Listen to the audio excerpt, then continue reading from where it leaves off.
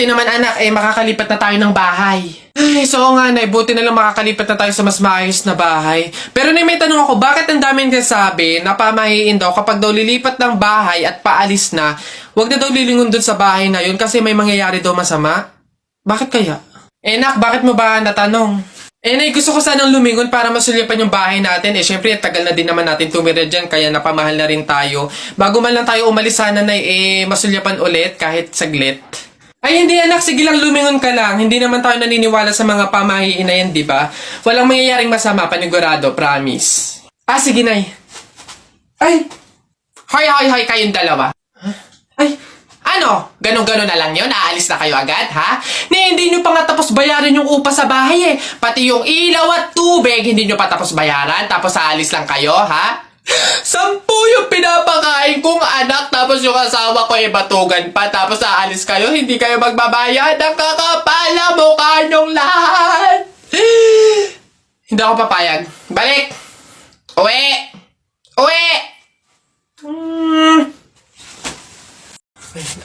Tao po? Yes, ano yun? Ito na po yung order ng pagkain. Oo, buti naman dumating na. Nagutom kasi ako ngayong gabi. Tinatamad naman ako magluto, kaya umorder na lang ako. Sige, salamat, akin na. Oops, teka lang. Bago ko po iabot yung pagkain na to, meron lang akong gustong sabihin sa inyo.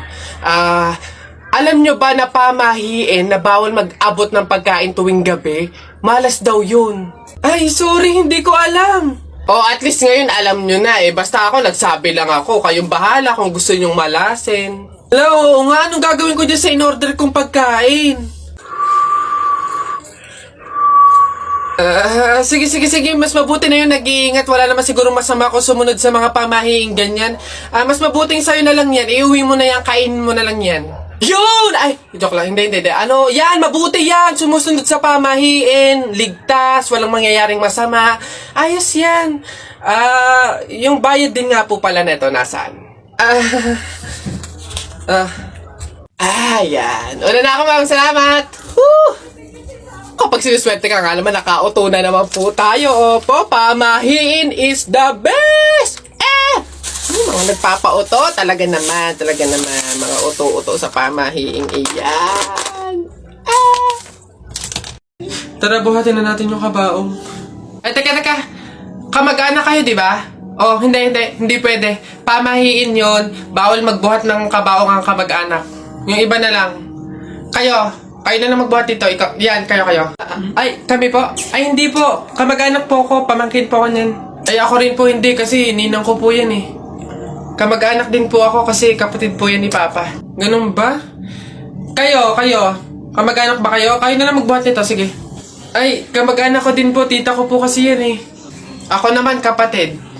Lalo na po ako po yung anak eh. Siya. Paano yan? Wala tayong magagawa. Kailangan sundin yung pamahiin talaga. Siguro, iwan nyo na lang yan dyan. May magbubuhat naman siguro kusa yan. Iwanan nyo na yan dyan. Oo nga po, dapat talaga sundin yung pamahiin. Baka kasi may mangyari pang masama. Sige po, iwan na lang po natin. Bye po. Tara na. Bye, Nay. Bye, tita.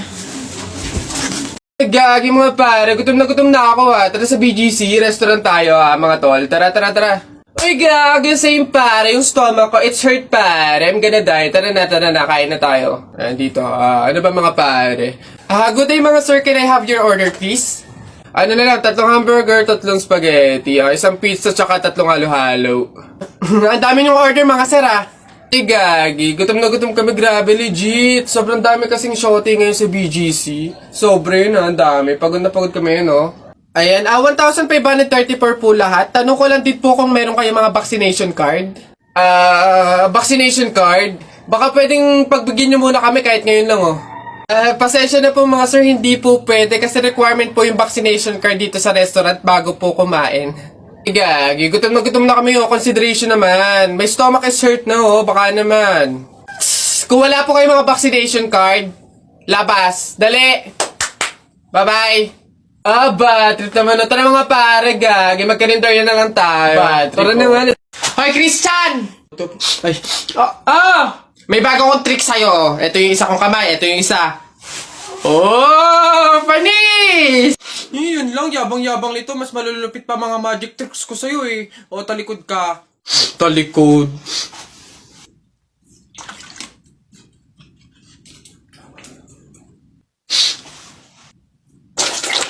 No! Panis! Na, paano nang... Ay, yun lang, yabang-yabang na agad. Oh, ito. Oh, tamo ayan Oh. Oh. Ano, panis! Mangha ka na naman! Wait lang, meron pa ako isa. Kala mo, ikaw lang. Matigas yan ha. Oh, matigas. Oh, ano, panis? Kala mo, ikaw lang ha, yabang-yabang mo. Wala yan, para yan lang eh. Wala yung talo dito. Ano? Talo ka pala eh. Mas magaling mga tricks ko sa'yo eh. Uy, kuya! Gandang hapon. Pogi mo ngayon ah. Di kita nakilala. Grabe talaga, lakas talaga ng dating mo. Kuya, pwede ba kami lumabas saglit? Kasi magbibideo na kami ng assignment. Super duper, saglit lang talaga. Ay, hindi. Pasok. Baka mapagalitan pa ako. Kuya, saglit lang talaga. As in, wala pa nga 5 minutes. Super duper to the over. Saglit lang talaga. As in, hindi kami magtatagal. Good take lahat. Walang take 2. As in, dali na. Saglit lang. Deadline na namin mamaya. O, sige na. Bilisan nyo lang ha. Ay, thank you. The best ka talaga. Game na. Ikaw na mauna ka na. Okay, 1, 2, 3. Ang kapal ng mukha mo! Niloko mo ko! Paano mo nagawa sa akin to? Lahat binigay ko sa'yo, ha? Kuya, 20 pesos na fishball, maanghang yung sauce. Dali. Hala, sige, ngayon ka magpaliwana. Ako naman. Go. Bakit? Ha? Ako lang ba nagloko? Di ba ikaw din? Nung mga panahon na wala ka. Wala kang malapitan dahil nandun ka sa mga ex mo, di ba?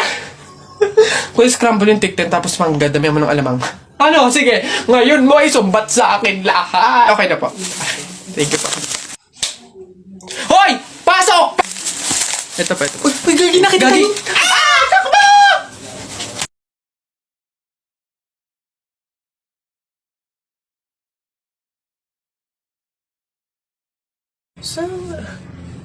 Hoy anak! Ano yung ginagawa mo? Bakit ka dyan kumakain sa dilim ha? Alam mo, bawal yan, pamahiin yan. Hindi ka daw pwedeng kumain ng pagkain sa dilim. Mabubulag ka daw.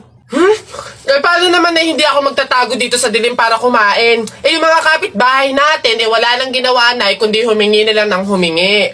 Wala na nga rin tayo makain sa kakahingi nila eh. Naku Mare, pasensya ka na. May dumating kasing biglang bisita sa amin. Nakakahiya't wala akong maipakain. Wala pa din naman yung mister ko. At saka hindi pa nun sahod.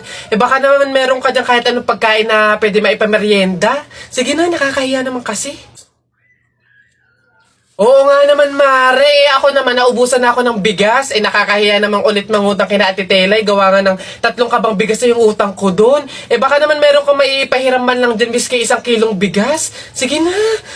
Tsaka nga pala, yung ipapaulam ko sa mga anak ko, itlog na nilaga lang. Nakakaawa naman yung mga bata. Baka naman pwedeng pakidagdagan miski fried chicken.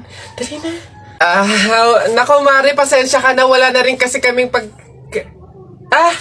nayakin yan. Ito Mare, baka pwede na to. Pasensya na ha. Paghatian nyo na lang. Yan. Salamat Mare. Naku, babawi naman kami next live. Sige, salamat.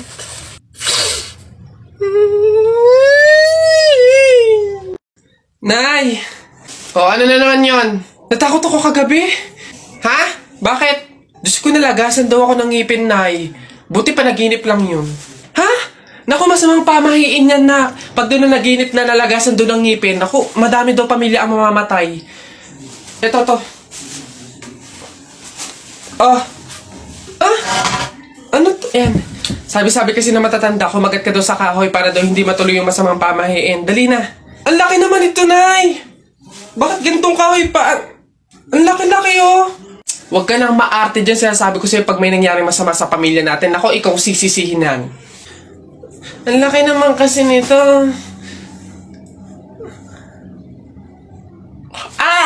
Mabuti nga yung sumunod ka sa pamahiin. Mas mabuti na yung siguradong walang mangyayari.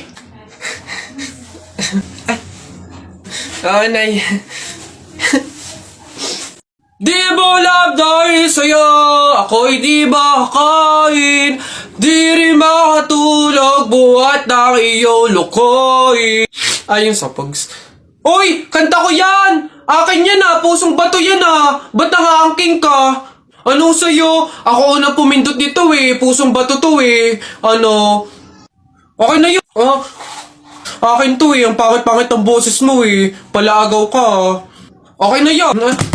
Aba, hindi ako papayag. Taalis-alis kayo din eh. Tapos yung hinahanapin nyo. Wala na yun eh. Stop na yun. Kanina pa yun eh. Akin na to eh. Ano? Stop na lang yan. Oh. Tigil na lang yan. Hindi ako papayag. Akin to eh.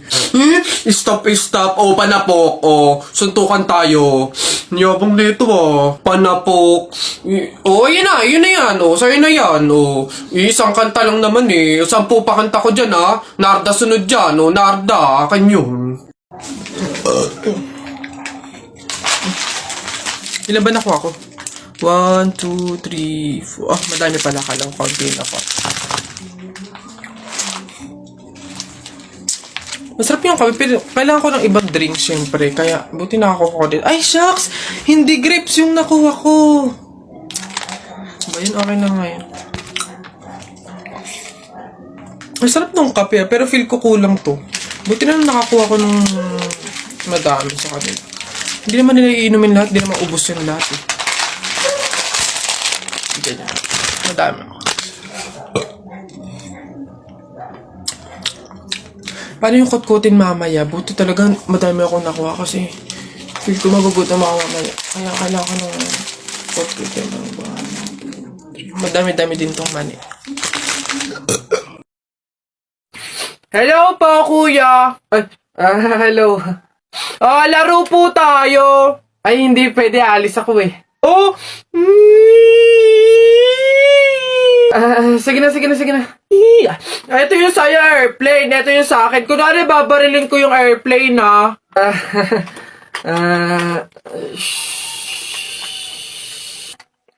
Tumatawag si sir. Hello, sir. Opo, Roger. Kasama ko po yung partner ko po. Kuya, kasapin mo daw. Sasabihin ko. Ano ba yun naman kasi? Yes, sir. Kuya, may dala nga pala akong pagkain. Oh, pagkain? Akin, pingi. Eto kuya, ginawa namin to ni Princess kanina eh. Masarap yan. Ayoko na.